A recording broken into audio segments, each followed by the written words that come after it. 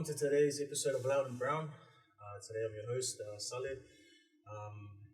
Delighted to have the pleasure of having on board the beautiful and the elegant Nat Toevai. Nat, thank you for coming on board. Welcome to our humble abode. Thank you for sparing your time to be with us today. Tell us a little bit about yourself. Talofa everyone. Thank you to the brother here for inviting me. This is actually my first podcast, so a little bit nervous, but I'm Nat. Like Saleh said, I'm Nat. Full name is Vayota Sala Natalie Leitulani Toevai. I am a proud Hamo. Born and raised here in New Zealand, but my heart is definitely back home in Samoa. My dad is from Awhenga, Vawai Falealili, Satupaitea, Fusisa Fatulafai, and Ivan Savai. His mom was born in Manonota, and his father was born in Nukulaila in Tuvalu. So, always have to acknowledge that island. Yeah. I'm very proud to have connections. So, shout out to all our Laiva family. If you guys are tuning in, and then on mum's side, also from Awhenga, Vailele, Tautunga, Vaifilefanga, and Vaisala in Savai. Nice. I think that's even better having you on board. I don't think I've ever had a Tuvaluan on board, or like having a friend that's Tuvaluan to bring on board. So, massive love and respect to the people in Tuvalu. So obviously we've just branched into 2021. How's things been with the family, and how's things in terms of recovering from 2020, if you even needed to recover? Oh man, I'm so glad 2020 is behind us. Yeah. Was really, I think halfway through I was just counting down till the new year. It was definitely a struggle. I know everyone had their own kind of issues and challenges throughout that year, not only COVID, but personal as well. Yep. And so I was definitely ready for the new year, ready to start fresh, and I guess put into action a lot of things that I needed to change and work on for the new year. But 2021 has been a blessing, to say the least, and I'm looking forward to see what God has planned for the rest of the year. No, that's awesome. So with your family, brothers and sisters, and are you youngest, eldest, or middle? I wish. I'm the eldest of just two, so not your average Samoan family. With just two in our household, but was brought up as you do with all your 10 million first cousins, nieces, nephews, learning how to change nappies when you're only in primary and things like that. So huge extended family. But eldest of two. So. Oh, nice. And who's at home at the moment? Mum and dad and little sister, and then nice. my baby, my daughter. Oh, nice. What's her name? Tia, for short, with her 27 character name. What's her full name? So her full name is Tia Imanu Tauponapona. Nice. Tale. So she's half Fijian. Oh, yeah. Where'd you get that name from? So her grandparents, her grandfather specifically named her. I asked him, there are obviously heaps of names within Nongafa that I wanted to revive, and I told my parents, hey look, you guys pick a name, it's your first grandchild, so you guys can have the honor. But then Dad was like, no, I want my granddaughter to have her own name. Yeah. Don't want to have the same name as anyone else. So he came up with the name. He's like, what is that? Yeah. But in short, it's an uncut or raw diamond. Nice. And so obviously to him, she was a blessing when she came along, and when we found out about her, and so he felt that name was fitting. Nice. And how old is she? She's gonna be 2 next month. She's good luck. I know. Well, I mean, when she turned 1, she was already running amok. So let's see what the 2s have in store for me. Yeah, that's the 2s that's when they're not too bad because they're still transitioning obviously from being able to walk and now they're expanding their horizons in terms of finding out new stuff. Yeah, it's when they get to troublesome 3s and onwards, that's when it becomes tricky, because then curiosity always gets better of them. So now you've got 1 year to prepare yourself, and now that's awesome. What's it like being a mom? Oh, it's awesome. Yeah. It's definitely nothing short of a miracle. And I think, it's crazy to think what you enjoy, and then obviously the journey of motherhood is not easy. And goodness, that's only the first question, and I'm already like, but it's awesome. Yeah. No, that's kids.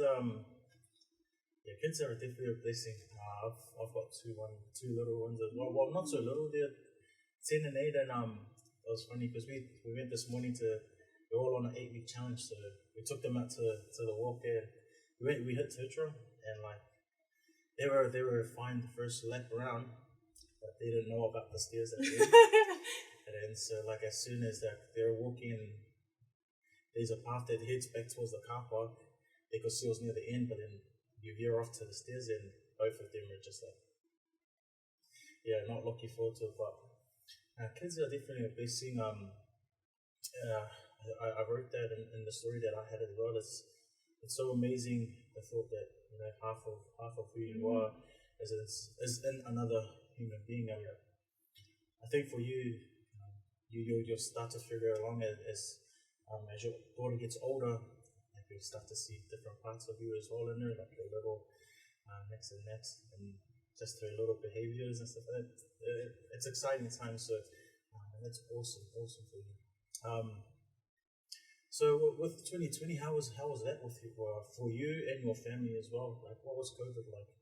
I like to talk about that because it's not very often that everyone has a significant event that links up with each other. So I like to talk about that as well. And what was 2020 like for you and your family?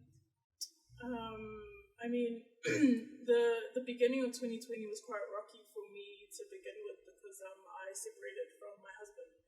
So that was in Jan, and then obviously we went into lockdown. Was a month later. Yeah. And me and my personality, I was like, yes, we don't need to see anyone. This is my time to just go to work. I was blessed enough to still have a job. Yeah. So I worked right through, and same with my mum, and my dad's retired. But I think COVID really forced us to take time to spend with each other. Yeah. You could be living in a house full of your family, but hardly see each other, or just take the time to just, hey, how are you? How's your day? So that was a really strong reminder for us that life's too short. And I think the biggest thing that was highlighted for me was relationships, especially having to stay in contact with people virtually. Is such a struggle. And so taking that physical space or relationship with people as of value, because when that was stripped away from us, all we had was our phones, via video calls and stuff, which is really hard. You still need that kind of physical connection with each other. So, but otherwise, it was interesting. I couldn't complain. I mean, I was just extended one more week. So I enjoyed it, but I know it was a struggle for keeping in mind that a lot of other people didn't have the same experience. So, that's awesome. I 100% agree with you, because us as Pacific Islander people were brought up to be in close contact with everyone in terms of being able to embrace, being able to shake hands or share the intimate space with other people. So that was definitely weird. Weird times, just being like, even now, like we're lucky to be blessed in the country, indeed. But when you see elsewhere, I was talking to one of my mates. He's just come back from Oz, and they're still on lockdown as well. And then even in the UK, it's crazy over there, and in the States. So we're definitely blessed to be able to share the same space as other people. So obviously with growing up, what was that like in your own household? So You originally you're from our south or? I grew up in Onehanga. Onehanga. Yeah. Oh, yes. And that's cup? No. So yeah, most of my life was in Onehanga. And then we moved to Southside 5-6 years ago. Oh, nice. But yeah, school there, I mean, in Onehanga, and then my parents thought it would be a good idea to send me to Epsom Girls. Oh, yeah. It was great. Yeah. And then, so that was your typical Samoan household. And being the eldest, I was the only child for quite a long time because there's like a 10-year gap between me and my little sister. True. So everyone, I mean, growing up, I used to hear, oh yeah, Nat's spoiled, like she's lucky. I was like, what are you talking about? There's no, and my parents would laugh at that too, like, you guys have no idea. Like, so it was definitely tough, and tough love would describe it. But more so because, you have parents who came from Samoa who just want the best for their family and especially their kids. So very strict. And I guess my kind of journey was planned out for me already. So the expectations are already there. You go to school, you come home, you do what you need to do, repeat. And you go to the point where you go to university, you get a degree, you get a good job. I'm pretty sure any Samoan would be able to say the same thing. Was kind of echoed in their household too. So, and I never saw it as a bad thing. Yeah. I saw it as I guess motivation for me to do the best that I could, not just for myself but for my family. So, yeah. That's awesome, man. It's a good way to break into my next question. Being female, being the eldest within your family, what were the struggles that came with that? Because I know, like, being a male, the rules are definitely a lot different. The rules are a lot different for females. I've got a little sister as well, and some of the stuff that she's had to endure from both my mom and both my dad, definitely a lot different. The expectations, like you just said, are different. But do you want to? I think because you are our first female on board, and those are some of the questions I've always wanted to ask. So, what were some of the rules or the struggles that you had to go through being a female in a Samoan household? I think it's those gender roles. And you said it. I'm so glad you said it, because usually when I say it, the boys are like, "No, we have it tough too." And I'm like, "Oh, you're female and Samoan, and then tell me if you can hack it." But it does seem disheartening at times. If I was to put it generally, our brothers are free to do whatever they want to do, generally. And loosely speaking, and then the girls are bound at home. One step and straight away everyone's like, where are you going? Which direction are you looking at? And I guess it's tough for us for me, I grew up with a lot of our cultural values, and I believe that our females hold a lot of the pride and joy within our culture and our families. So we have that pressure of upholding the, integrity of our culture. Yeah. And so that's what we kind of have to carry. So the expectation of being obedient, and being the good Samoan daughter that you're expected to be. At times, I know I have a lot of older siblings that, I saw them like go the other way because of those pressures. But I definitely saw it as something beautiful, which is I look at it now as a bit odd, and when I looked at it with my research, really trying to dig into how it's come, trying to get the beauty out of it rather than what people say, like, it's just restrictions and things like that. So it is hard, but I definitely tried to always see the beauty of it, and I saw it as a privilege to be able to have that responsibility. And I wasn't your average like wanna go out kind of anyways. So me too. I mean, No, that's all good. The only reason I was asking is because that is a topic that I see come up quite a bit, and males do go through a bit, but like it all depends because like see with my household because I was the eldest, the rules between me and my little brother were totally different. So maybe we did share like similarities in terms of our upbringing and like the interior and of your family, let alone your culture. So so what was that like when you see your sister growing up? Does my face say it? Because I look at her and the things she complains about, I'm like, girl. And what they get away with is crazy. And then trying to, being a parent and being at the age that I am and trying to tell my parents, like, do you guys see what you're doing or letting her do? But again, they're like, oh, that's their baby, so you don't really want to step to that. But definitely a huge difference. And then it's even harder with their surroundings and environment today. They don't have dial-up like what we had back then. Everything's at their fingertips. So it's and then trying to.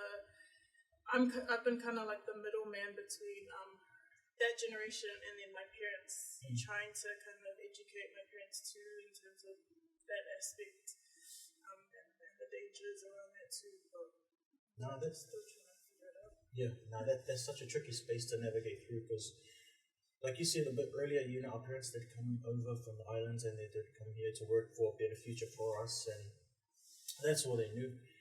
Whereas, and obviously the way they've brought us up, that's just pretty much how they've been brought up as well. So, that's awesome that you're looking to navigate that space because that's something that I'm finding out as well as a parent is that we use the lessons that we get from our parents and then we don't stick to it 100%, but we use the good parts and then we adapt and mold with the future of today and how the kids are being raised today. So what's it gonna be like when little Tia's like entering her teens? Is it gonna be the same? Are you gonna hold down? I think I was lucky enough, even though I was in a strict household and obviously from my dad especially, but there are things that your dad wouldn't talk to a daughter about. And I was lucky enough to have a mom that was pretty much like my best friend. So even though she kind of made me feel or reassured me that she was there for whatever, I as a daughter still had that kind of expectation or responsibility in the back of my mind that kind of held me back from being open about a lot of things when my mom had reassured me anyways. So for me, I would definitely keep that with Tia, especially for a mother and her daughter. There are specific things that only your mother can talk to you about. And I think you can just reassure your kid. All you can do really is reassure your child that you're there for them, that whatever they need to talk to you about, they should feel safe enough to come and talk to you. And then it's up to them whether they make that choice or not. Then that's on them. But as long as I feel like if you restrict your kids, the more they're gonna go the opposite direction. But that'll definitely be something that I will try and establish with. That's awesome. That's awesome advice and feedback because, like you said before, it is a bit of a privilege. Like the word strict does get thrown a lot in terms of our generation and within the Samoan household. But what we've got to understand as well, like at the core of it is good intentions. The parents are caring.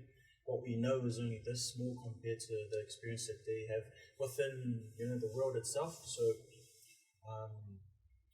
I am truly blessed as well as you in terms of having parents that do care, and not to put any other culture or throw them under the bus, but there are other families that that that aren't as caring, not as caring. I want to say the word caring, but that don't have the same methods of parenting compared to us, and like we've got to, like, instead of looking at it in a bad light, like, oh man, they're strict or they're restricting us, but it's just, you got to look at it in the sense that they are having they are making sure our back is protected, making sure that if we do fall, that that they're there to pick us up. So, and that's awesome advice as well for our parents, our new parents such as yourself, as myself, our generation. It's definitely a tricky space to navigate through.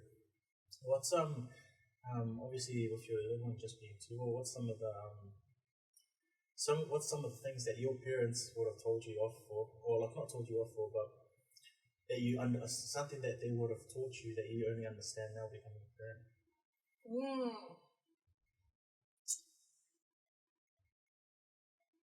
No, I think I probably won't really know that until later. Yeah, until a bit older. Until he's a bit older. But I think I already, again, like I said early on, I kind of really admired my upbringing, and acknowledged and really respected how my parents brought me up. Yep. And so I didn't really, I mean, there were times where I was like, can I just be like that kid and not until I stay at home, go and sleep over? But it only lasts a few seconds before you get over it. And I think I probably won't know until I have Tia. Until she's a bit older. Yeah. But I don't think right now. Well, there are times where they're like, well, see, that's what you get. Deal with it. Yeah. And so I'm just like, okay, all right, we'll just let her be her. Yeah. And she is still young. You are right there. But no, that's really nice. What about when you were growing up? So obviously, after you finished Epsom girls, where did you go from there? After Epsom, after the level 3 exams, I went straight to Canada. Nice.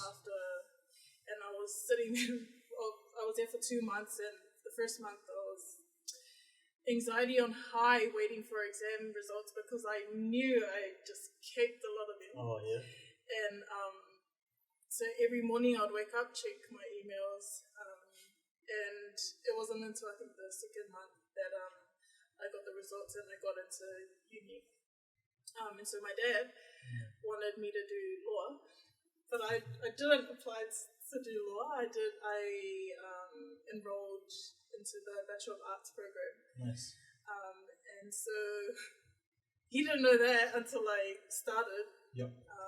But did my Bachelor of Arts at the University of Auckland.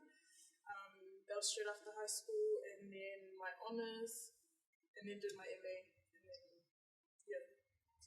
now I've been working since. Awesome. What did you do? What did you study? So I did my Bachelor of Arts. I did anthropology and Pacific Studies. Yep. And anthropology in my honours year, and then my MA in Pacific Studies. Oh, nice. And what was that like studying? Because I did. What years did you go to uni? I think my first year was 2012. Oh, yep. And then I finished 2015. Yeah. Oh, nice. Student loan, eh? Let's not talk about that. Right. I finished uni around probably just before you started, 2011. And man, still paying off my student loan. I'm just happy that I'm here in New Zealand, that there's no interest. Yeah, harder. Oh, nice. So, was that always a passion for you to learn more about our Pacific, or more about the history as well of our Pacific and stuff like that?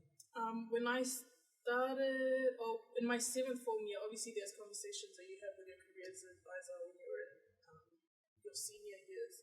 But once I hit 7th form, I still didn't. All I knew, again, like I said, all I knew is I had to go to uni. Yeah. That was the expectation. And so for me, I wanted to go to uni knowing that I was doing something that I was passionate about, because there was no use in me doing something my parents were wanting me to do because they're not doing my assignments. They're not going to my classes.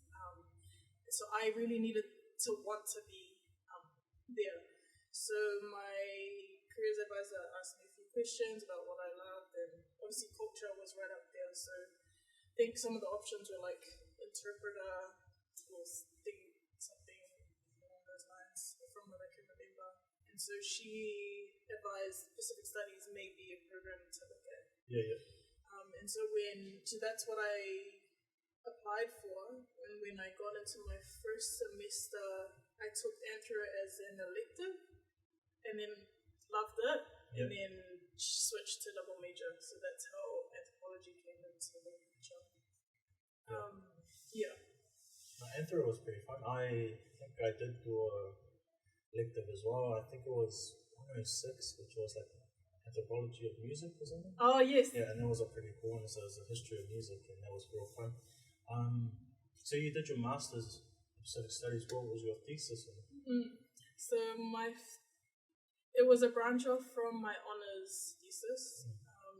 I looked at infant abandonment in Samoa. And the reason, I guess when I got into honours, I looked at it as I was one of the few Samoans that, had the opportunity to go to university. And so I didn't want to do research that was just going to, be put on the shelves and for other academics to read. I really wanted to find questions about things that were the realities within our cultures and our society. So at that time, there was a lot of media coverage on infant abandonment here in New Zealand, Samoa, and Australia from our Samoan mothers. And I was thinking, why is this happening? There's got to be a reason to why. So I thought that would be my opportunity to look into that. And then when I got into the MA program, again, you can imagine it being a very touchy subject that they were kind of reluctant. So I had to tweak it a bit. So I looked at adoption practices. And so looking at that, and I guess our Samoan understandings of children in particular, and the value of children. So the title of my thesis was Oau Nat Toevai, which obviously means the greatest kids are our greatest blessings. Looking at the formal and informal understandings of children and I guess adoption more specifically. Oh man, I wish they didn't push back, because that would actually be a really good thesis. Not that your one wasn't, but I know when you're what's the word? When you're breaking down barriers, that's when it becomes fully rewarding. And then obviously with anything worth researching or pushing back against, it has to have some sort of reward. And I think for me, just hearing you speak about it, that's part of the issues that we have in our society at the moment. The reason why there's so many of these problems is because no one wants to talk about it, and that's because there's fear or there's stigma about being open with these subjects. People, like you said, it's stuff that you everyone was found out or was publicized through papers, media outlets or whatever. But it's about real life issues, and I wish you did do something like that, because if I do report it, and there's so much, especially from a female standpoint, especially with the upbringing that we've had, there's that avenue that you can go down to as well. So it is what it is, I guess now. But man, that's quite awesome. So did you get to travel over to South for it? Or? Yeah. Oh, so nice. Again, my goal was to speak to the mothers themselves, but again, ethics, all that kind of stuff. I was quite restricted, and they were again reluctant.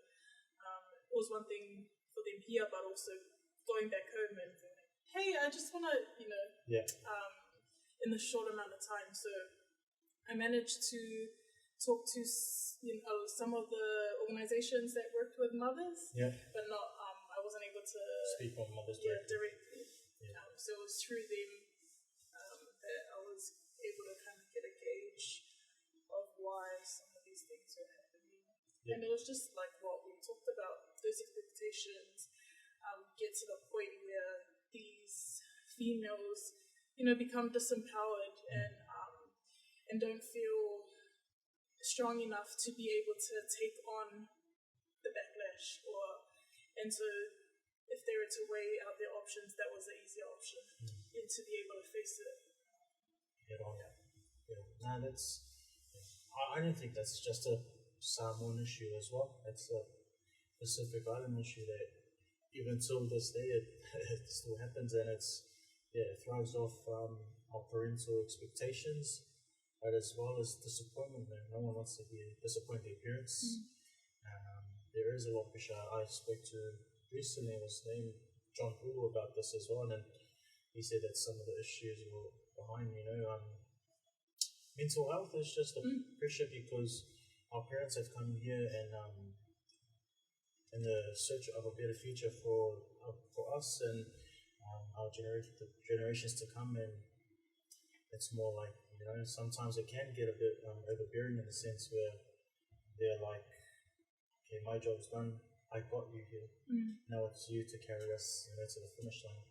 And like you said, it can be a bit overwhelming, but it's we've got to have these open conversations with our parents. I think now that you'll probably see as well moving forward, especially with your little one, is that the older your child gets, the more you understand where your parents coming from, and then it opens up the avenue to have more deep and meaningful conversations with your parents regarding all these subjects.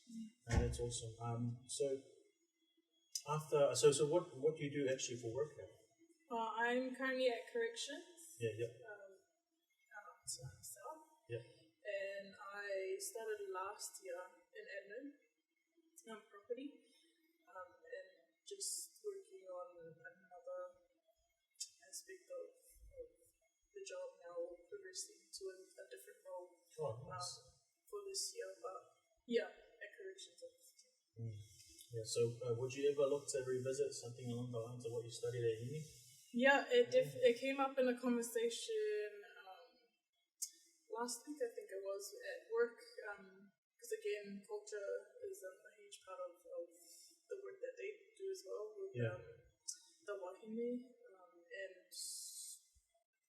we were talking about studying and people studying while they're working, and how your job can, or the organization can support you in doing that. So if I was able to get funding for a PhD, give it to me. I'll do it. But at this point, I think I still have time in the near future. But right now, there are things that I need to do now to be able to commit to that. Because that's 3 years. Another 3 years of your life. Right. And that's the one thing that no one really understands. If you haven't studied, like there is such a struggle as I used to have this feeling where like you couldn't sleep properly because like even though you're asleep, your mind's still like buzzing about, oh man, I've got this children, about that children, I've got class tomorrow. I think for me studying, like I enjoyed it, but like I'm so grateful to not be studying as well. Whereas now with work, I just you got to turn up, do your job, and then go home. And then obviously I've got all of this else going for me, and this is something just to fuel my other passions as well. Speaking of passions, Nat here is the owner of the page that's Civil Mind with Nat. How did that come to be? I think it was about 5 years ago. I had a particular experience with dance, and to the point where it affected me to the point where I was gonna give up. Oh, really? And that wasn't the first time that's happened. And I came home from that trip, and I told my friends, oh look, it got to a point where I was being threatened and publicized all over social media and things like that, and it was about my dance. And, just little comments like, or just blasting, what do you think? Or that, all that kind of petty stuff that I don't really like getting into. That's what I hate about Tom and This is just a waste of time. Yeah, and I think it got to the point where, these people or person was most likely someone in my circle, because, they're saying things about my personal life that no one really knew. I'm quite a reserved person, so you don't really know much until you ask. And so I came home and I said to my friends, hey, look, I hadn't had the page at the time, but obviously I was a part of Ulutubu, and so we were still dancing and things like that. So I said, I think I'm going to take a break. I feel like it's, if this is the outcome, or if this is what's coming out of my passion, then I don't want it. I don't, and especially when it starts to involve your family, you don't want anything that you do affect your family in the long run. So did that, and then I think that same week, one of my good friends, Ura with Nikki, she's another one that's plugging her in there. She's also got an Instagram page, and we jammed together with Ulutubu. She had that page for Island Dancer to share her passion, and she really inspired and empowered me to make a platform for myself and to share, basically. So that was, I ended up making the page after messaging her and like, hey, look, I really want to do it, but again, I'm reluctant with how people may receive it. Again, you consider what people are going to say or all that jazz. But in the end, she said, bro, just do it. Like, you got nothing to lose. And, you never know, you might be able to inspire someone else. So it started off as a private page. And then it got to a point where people were trying to share the videos and the content, but they couldn't. And again, I was like, it's going to be public. Anyone can tap into that stuff. So again, making yourself very vulnerable in the virtual space. But then ended up doing that, and we're in 2021, and it's a lot of people I've received a lot of love, and that's been balanced with, the few trolls and unwanted messages. But over the years, I've kind of had to remind myself that everyone has an opinion, and that's each to their own. But when you stress it, you can't really stress about it because you can't control what people say. And all you can do is continue to be your genuine self and do what, I don't post anything to, build my image, or it's really to share my passion. And it's a beautiful thing when people receive it in the way that you intend. And so it's been awesome. No, that's great to hear. So that's so tricky, because I do understand where you're coming from, because there are quite a lot of people, especially within the dancing community as well. When it comes to specific dancing, like, everyone has their own way or interpretation of how dance should be, whether it's traditional or contemporary. I think the thing that I always struggle with is that, like, it's okay to disagree, but make it in a constructive way, not a destructive way. Where it breaks down the other person, and that's what we've got to understand, or that's what we've got to learn as well. As poly, and it's getting worse now with, like, the kids coming out now. Like, it's just like people just say stuff just for the thrill of laughter, or for the followers or whatever. But like us as specific people, we've got to be able to, like what you do with your dance, express in a way where it's safe for yourself, to express. And that's the whole benefit of social media and being in that virtual platform, is that that space is for you and for you only. But how, like you said, when you publicize it, it it does come with its, it does come with its negatives, and the thing that disheartens me as well is that you'll never see a palangi like. The palangis are probably the first to be like, oh, that's so beautiful, oh, that's so nice. And then, a couple of comments down, and it's like, someone or other people is like, that's not how you do it. It's like this, why are you doing it like that? But, well, for those out there who are watching and obviously on that same mindset, just make sure it's constructive, man. Just, you're right, you have your own right to your opinion. Just make sure that you say it in a way that doesn't make anyone want to scrap with you. One out. Private message, meet me here. That comes with like with the space that I navigate with the clothing or like for me like I try my best to help out where I can. I'm still young in the industry or in the game, but whenever I try to reach out to people, like some people are just like out for themselves, and that's fine. That's you, but it's like I just don't like seeing like you portraying out this message, as if I'm this and that. Just be as genuine as you can. We've got so many external forces going against us that we've got to come together, as a collective and help bring up each other, man. And that's the benefit of the power of social media. That we don't need much; we just need a platform, just like yours, man. So now with how did you get into that, and how's that been? I always loved dancing. Yeah. I think as far as my parents says, I definitely believe I guess there was something planted within me very early on.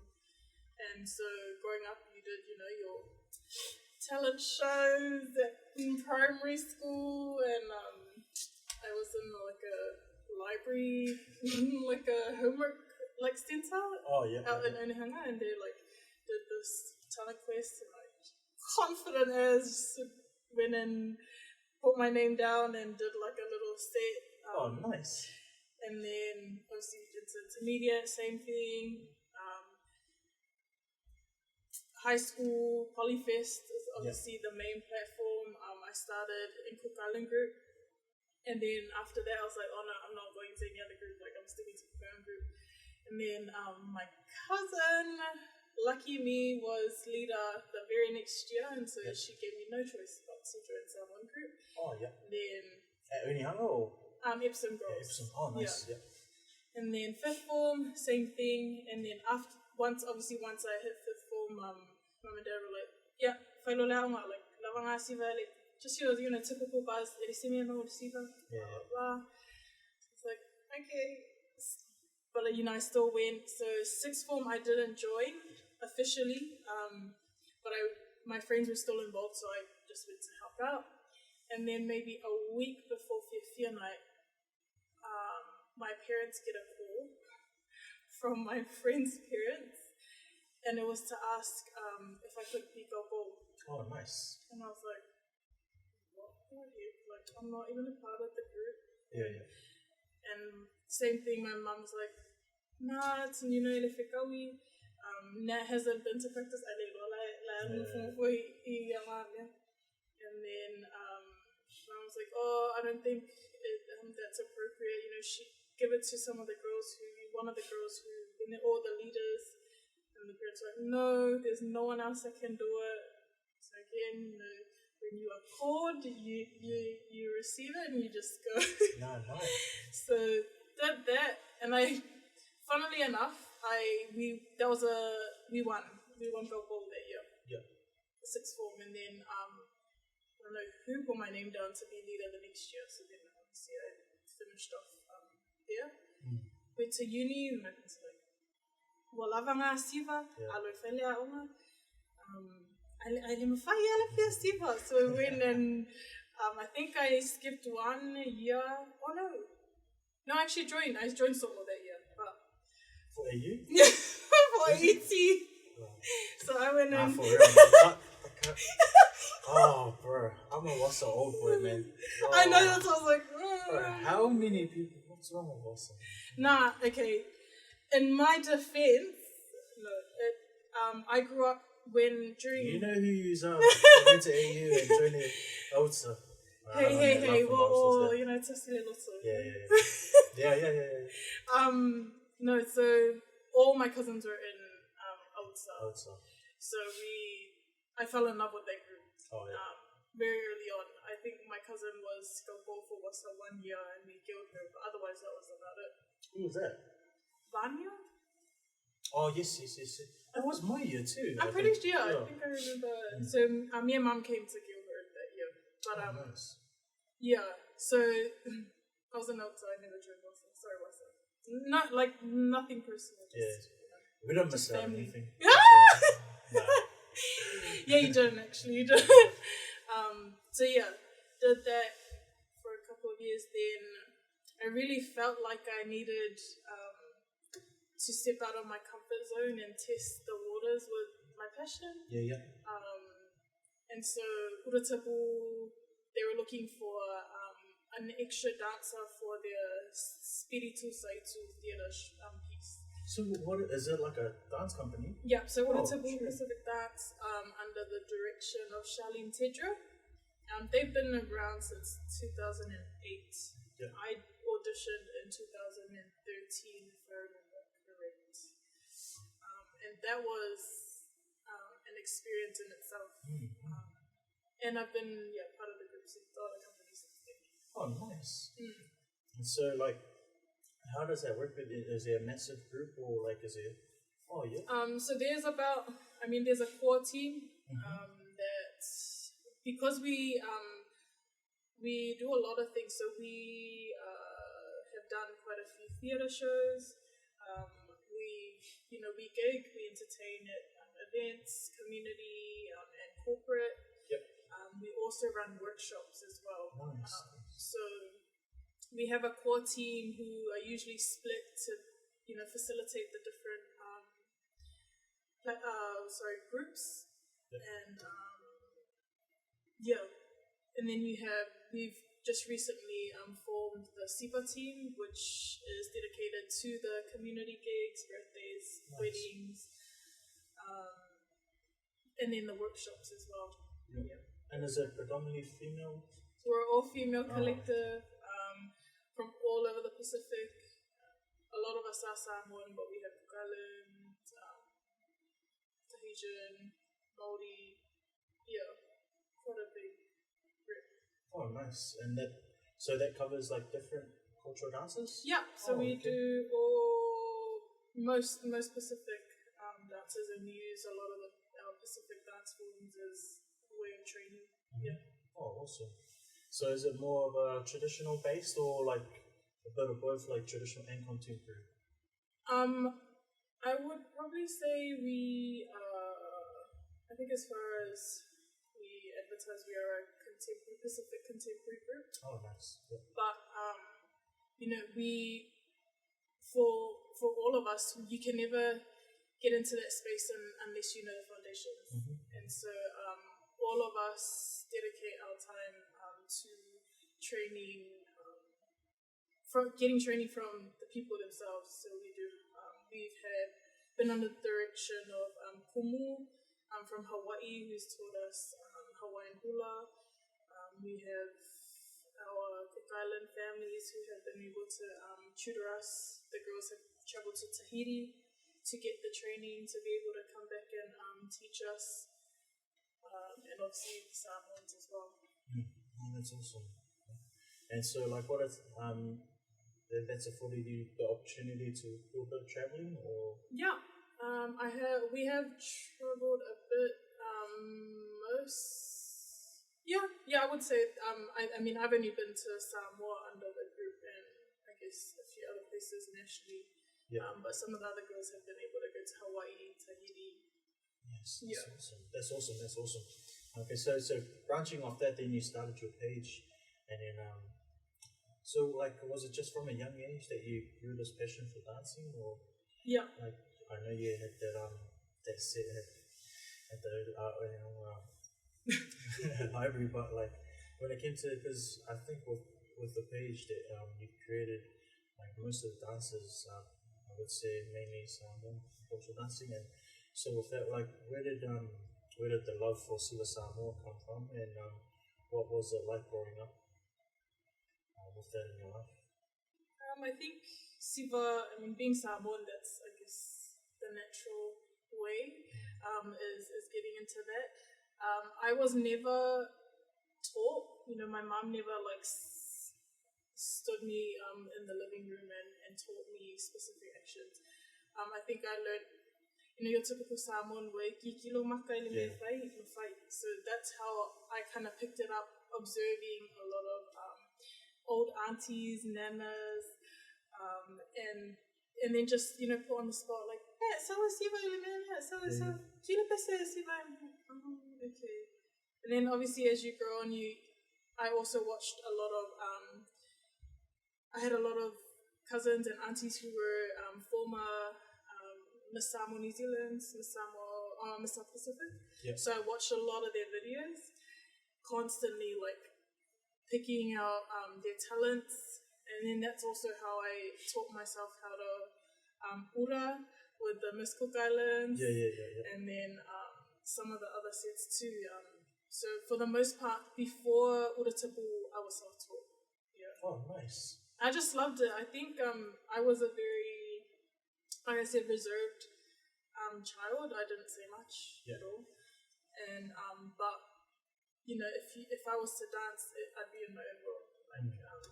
And it was a way of me empowering myself, and I guess it gave me a sense of identity and pride in who I was, and that made up for a lot of the insecurities that I had in the normal life. Yeah, no, it's okay. Like that's the one thing about dancing and performing is that when you're up on stage, there's no one really else. Like, you do have everyone watching, but it's like when you're in the zone, it's just you, and it's just you doing what you love and doing what you're most passionate about, man. So, no, that's awesome. That's awesome. Like, for any of those, obviously with the platform that you've got great instructions on how to dance and the different type of methods. But like, for those out there that are probably not as in touch with the culture as most are, what's some advice that you can give them if they're looking to pick up, like, whether it's a rule, like, or Cook Island dancing or Samoan dancing? I think just reach out. We're lucky enough to have, I think most groups, most individuals are on social media. The first thing you can do is just message. And I think what's important is that you go into it with the mindset of, can you just teach me a dance? Because it's not, that's honestly not how it works. And I think that does come across quite disrespectful in the sense, because when you're looking at it in that way, then you've obviously got the wrong picture of what dance is and how much value it holds in our cultures. So knowing that that's a commitment to that culture, to that ritual, to that practice, and being willing to commit yourself to learning genuinely. The pretty stuff comes later, but you really gotta be able to learn and understand the roots of it before you get to that. That's awesome. So out of all the Pacific Island dances that you've learned over the years, what's the hardest? I honestly think they're all hard. I still die. Any drill, like Hawaiian drill, if we're doing Hawaiian 1 month, I cannot. Die every time. Same with Kukal and Ura. But even Samoan too. A lot of people don't realize, they always come in, and when we're doing a Samoan segment, like, oh yeah, cool, like easy. Like, no. And it's when we actually break it down and make them really isolate their body, like, it's actually really controlled. What did you think? We were doing, just floating around. Like we so I do some Siva with Siva, and some of our warm ups say are like ruthless, but like there's one where like we do what the girls do, which is like go down to the ground and then walk.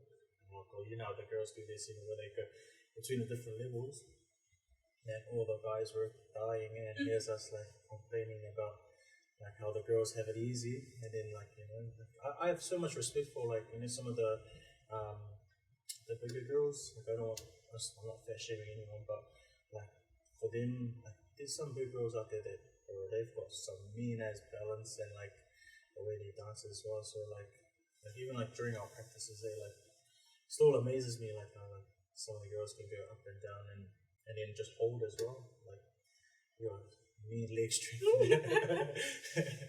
So no man, that's awesome though. Every dance has their own hard thing. So now with your page that you've created, like what's you've got like over 17,000 followers, which is awesome for a page, and it's something that you've been working on or crafting on for the last 5 years. What's like who are some of the people that have like reached out that you're like buzzing out? I think last year during COVID, I used to like do like little jams at home and to different songs that were hits at those times. And last year I just started tagging them in those posts. It's I guess them reacting to that video or liking it, or even like I don't know, putting a heart or something on the post is buzzy. But I think some of the biggest and most memorable are the people who actually reach out to you via DM and really allow themselves to be vulnerable enough to message me what they do. And for me, that's, and some people it's people that I know, but I don't talk to, or I don't usually see. But yeah, I've had I think Kalani Naswelu. Oh yes. She commented on one of my I can't even remember what post it was. Yeah. And then what's that guy? He's like a soccer singer, Montano is his last name. Watch the space. Might have to do a little demo up. He was another one that commented and reacted. Oh, nice. Yeah, pretty buzzy. Yeah, it's crazy because for me, I'm just jamming in front of my house like your average like human being in New Zealand. But when you're acknowledged from people all over the world, that's crazy. Then and it's nothing to be mimika about, but just to know that you actually, the purpose of you doing what you're doing is actually coming to light. So I've been able to a few people in Hawaii I've been able to tutor nice. throughout the COVID. And a lot of people, brides that are being asked for their tawalunga sets and things like that. So that's been an amazing opportunity. Oh, that's awesome. Yeah, that's awesome work in the sense like you're always you're willing to give back to people as well. Because like a talent is only so great when obviously you exercise it, but it's even greater when you're sharing it with someone else. And now I'm happy to speak to you. Was there anything that you wanted to talk about personally, or just in general? No, I think No, you're alright. We'll be wrapped up anyway, but we'll go through some of the questions. So with obviously COVID last year in 2020, it allowed for like TikTok to really take off.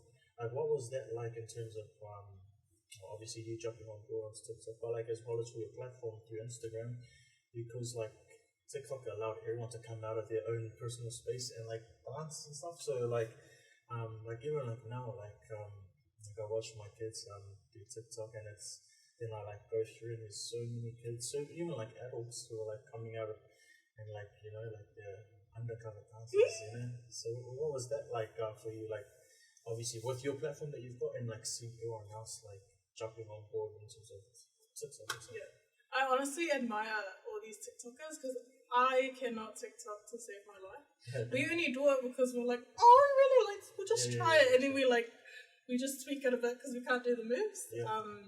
But I don't have a TikTok. I have had a few people say, hey sis, can we, like, you did this thing, can we duet you, or can you do this TikTok? I'm like, I don't think I'm that, upgraded to be able to navigate my way through TikTok. So Instagram is as far as I can go. Yeah. But it's, man, some beautiful content comes out of that. And so I wish I had an account just to watch everyone's, but I see a lot of them putting it on Instagram too, so that's a highlight. I can watch it through there. What's one of the pieces that you've worked on through dancing that's probably really close to you in terms of to your heart? Is there one that you've put up online, or is there one that you know from the past that you've worked on? There's heaps. Yeah. I think every experience is a special one in itself. So many were taboo, as you can imagine. Yeah. I think there was the mental health week. Yeah. That for me, I think most recently is probably a special week where I kind of just looked at the different themes for each day and tried to choreo or do something with dance to reflect that and how I'm looking after my mental health through my dance passion. And so the different songs, there's that song by Standard is another one that is it Tsunami? I don't think that's what it's called, but it was and Mama, I think it was. Yeah. So I did a quick jam with that. Just the words. Way No Way. Yeah. That's a nice song. I did a quick jam with that too, and that's also some fun.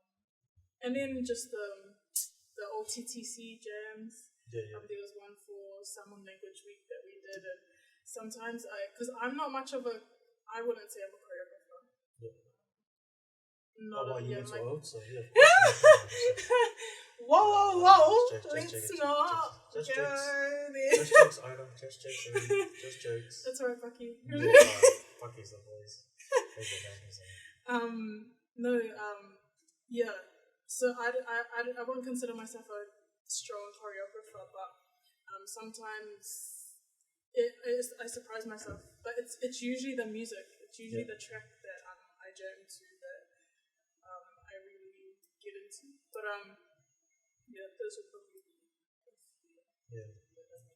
Whenever you're dancing, who do you take onto stage with you? It depends on the performance. Okay. We opened up Marks of Mana, that documentary to tell, and we did a set that we did for Tuiatua for his book launch, and I guess again just the atmosphere and why we were there, the kind of docker that we were opening for, and then also wearing our lae is really trying to channel, the mana that you need to be able to be as vulnerable as you can on that stage for that 20-minute slot.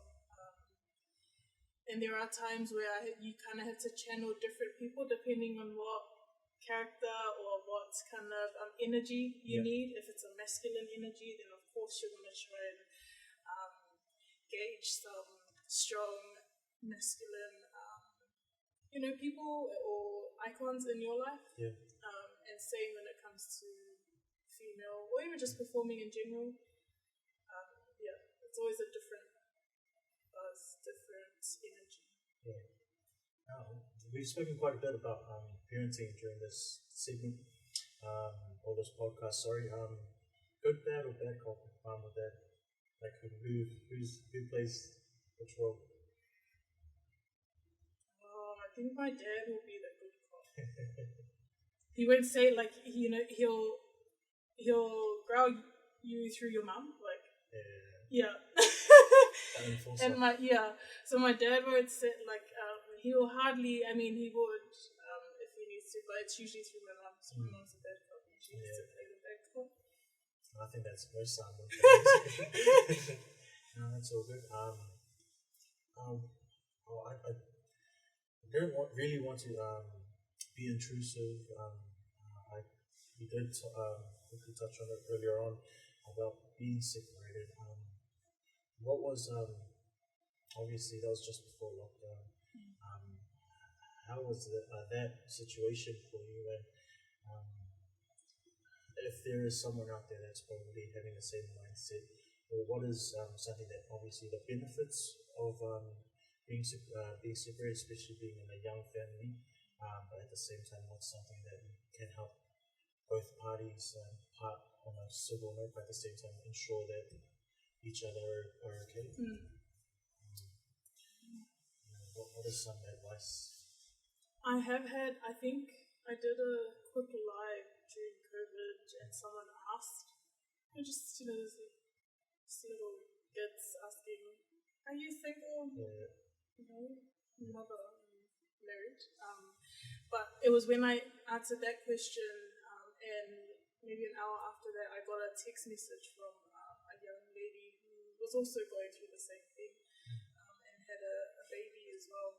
And I think, again, considering us as PIs and then as a female, no one ever gets married to get divorced or to separate. But I think sometimes you've got to realize that, or just have to accept that you're better, especially when there are kids involved, you're better separated than you are together. Yep. And sorry. No, all good. I'm like the crybaby in any kind of interview. But no, I think it making sure that you're looking out for yourself and not worrying, because a lot of the time, especially for our people, when they're going through something like that, they're usually considering or worrying about what other people are going to say, when really you should be taking care of yourself first. And I think that really early on in that journey, I was angry, at myself and at the situation, trying to figure out what to do. And then again, lockdown, not having that opportunity to, physically connect and be able to talk about it. But I think, first would be to just look after yourself. And I think more importantly, know that things that are out of your control, don't stress about it. Like, worry about what isn't your control. And for me, I really had to learn that quite fast, because I could see that it was really affecting me. Things that were out of my control. And I had to learn that, again, trying to see the positive of it. What was God trying to teach me in that time or in this season? And I think one of the biggest things was for myself, to change myself for the better, and work on myself as well. So you joined Mossa? No. Long gone are those days. No, fair enough. But a lot of it was really simple things that we know, especially when we grow up in the church. Doing everything out of love is a common one, and turning the other cheek, is something you always constantly recite and things like that. But to actually live it is so much harder. And I guess that was a simple reminder for me that some of the things that I was doing and the way I was doing it wasn't necessarily good for myself and my family, and so really had to change that and check myself real quick. But if it's out of your control, then don't stress about it. And just know that, just worry about yourself and your kids. Everyone else they're gonna be there and they're gonna say things, and then 5 seconds later they'll be worrying about someone else. So don't worry about that, but worry about yourself and what you need to do. It'll get better. There are always people who don't have that other person to say, this is just another season. It's not. This isn't forever. And you're gonna go through this for so long, and then something else is gonna come up for you.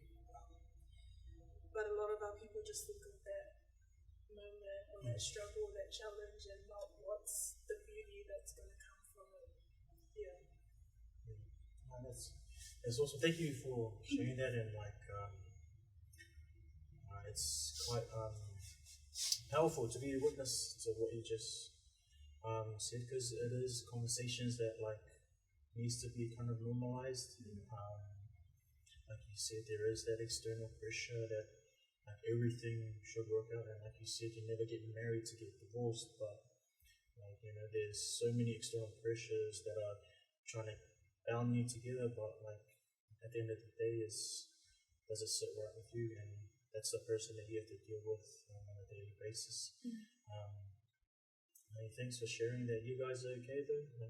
Our situation is a very sticky one. Facebook complicated. And it hasn't been the greatest, if I'm going to be completely honest. But I guess, again, this is me trying to remind myself that, this is how God has planned your journey. And so always trusting that, okay, it might be a little bit crap right now, but this is all part of the journey, and you just need to trust that things are happening the way it is because He's set it out that way. It's just another page in your story. Yeah. So even now, it's all good, but there are times when it isn't.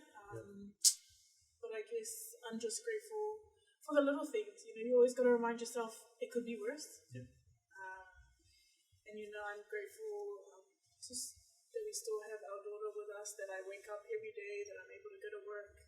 The little things that we kind of take for granted a lot of the time. So, awesome. Taking the day as it goes.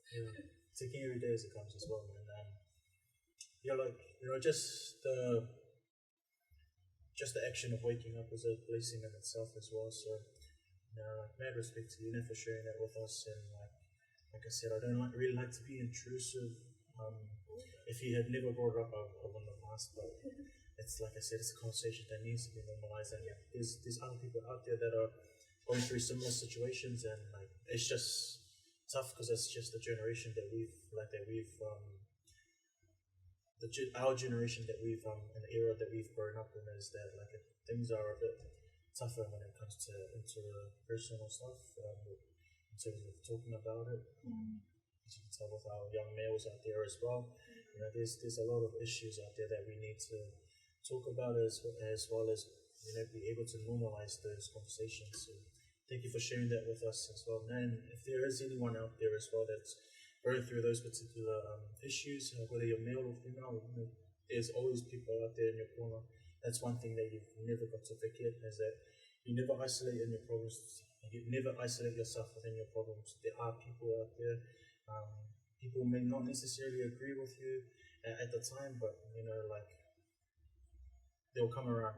But there are other people out there that's always going to be in your corner. That's always going to be there to help you out. Whether you've made the right or wrong decisions, they'll be there with you regardless. So don't ever forget, there is support out there for you. So now with the platform that you've got as well, what's some of this, outside of it, what's some of the gigs that you've managed to do, or what's some of the highlights in terms of having that page? I guess the opportunities to connect with people. I've had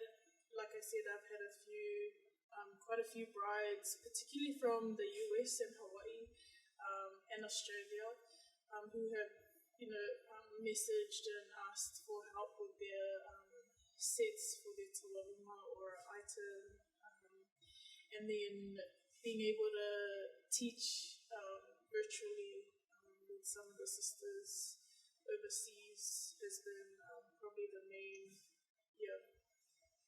opportunity that I've kind of got from the page. Yeah. That's awesome. So you've had your page for like 5 years now. I think within that same time frame, I've seen more and more people that who are quite passionate about SIVA, whether it be Sil Samoa or different culture, start up their own similar platforms. Have you do you find yourself as like a trendsetter for something like that, or like, and has anyone like reached out to you like that have a similar page? I don't consider myself a trendsetter, I don't think, but I definitely have seen a lot of people, and I think that's the beauty of having one person share. I mean, my sister Nikki empowered me enough to start the page, and so and it's been kind of like a ripple effect where other people, it's becoming more common for people to come out and share their passion, even if it's just like a workout page too, is quite common as well. So yeah, a lot of people have also messaged me because they a lot of the time they confuse my page with the auditable page, so they think that I run the group, so they will ask questions about how to start a group and things like that. So again, sharing, I'm only an expert on my own experience, and so sharing that and offering my help if they need and support. But otherwise, it's awesome to see a lot of our younger generation coming out and sharing. They're so talented and they have so much to offer. So it's awesome to see. Okay. Obviously, our journey is still being written at the moment, and like you said, like it's just another page in our story to tell. What's three words that connect with you to describe your journey thus far in life? Trust, love, strong.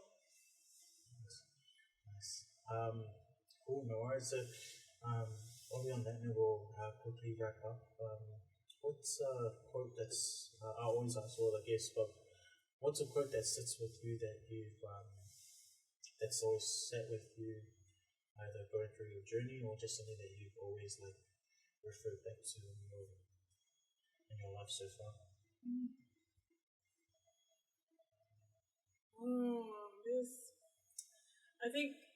There are quite a few, but I would probably say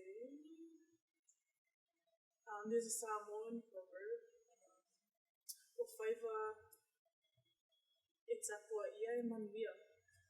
So the journey that is, I guess, supported, it will succeed, and I think for me that kind of highlights that I'm never on my own, and I'm always prayed over. You always have someone in your corner, like you said, and so reminding me that I can never go through something alone, and whether that's with your family or whether that's with God, that's always a nice reminder when you do feel, because a lot of us go through things and you feel like you are alone and that you're struggling to get through whatever it is. That quote, is a short quote, but a nice reminder that you're never alone. Nice. What's in store for 2021 for yourself, man? Probably just progressing into this new role at work. Nice. But also, it was my goal this year to kind of formalize a lot of things with my dance page. And again, and I guess just make that a priority and investing more time in myself, which is, I have a knack of putting everyone else before myself. So this year was one of my goals. And I've yet to start that, but I have a few people who are kind of kicking me in the back to get on with it. So I'm hoping to get that sorted at least by the halfway through the year. Nice. No, awesome. Cool, sweet. So we'll wrap up today's episode on that note. But Nat, how do people get in touch with you? you can just message me on my page, Siva Mai with Nat, and also my email is on there too. So if there are any inquiries, just let me know. Yeah, no worries. That sounds good. So give her a follow and have a look at her content. It's awesome content, as well as, especially if you're aspiring to try and get into Siva more, or just generally Pacific dancing. So that's her page. Give her a follow and give her a like. As well as with us, we don't have an official 11 Brown page, but we facilitate through the brand that we work with, which is Talofa Apparel, which is Brotherhood founded and Pacifica inspired. So it's all about inspiring our people out there through clothing.